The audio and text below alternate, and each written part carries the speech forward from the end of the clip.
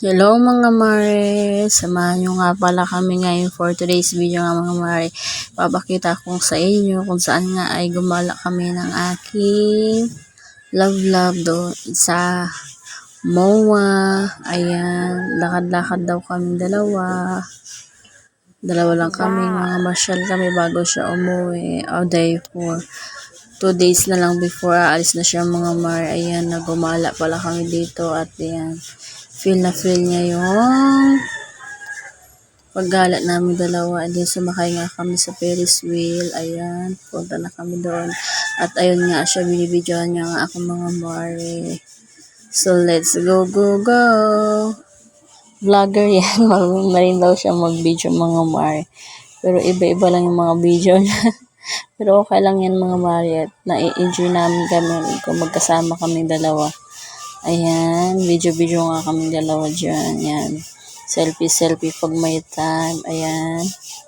At sumakay nga. Ayan nga, nag-video nga kami dalawa dyan mga mare. Moment daw namin dalawa. Para sa ganun, kung umuwi na siya at mamimiss namin ang isa't isa. May ganito kami video at makikita namin ito pala yung ginawa namin doon sa mga mare sa MOA.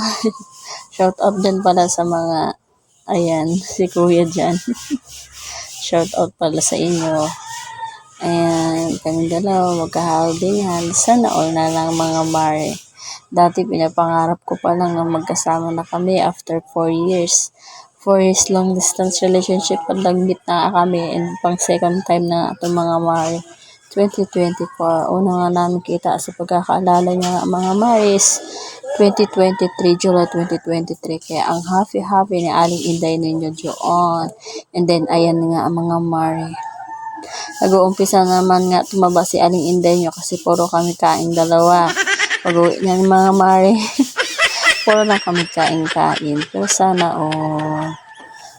basta may nagmamahal nga talaga mga mare at nai-enjoy nga nila mga mare. Ayan, selfie kami.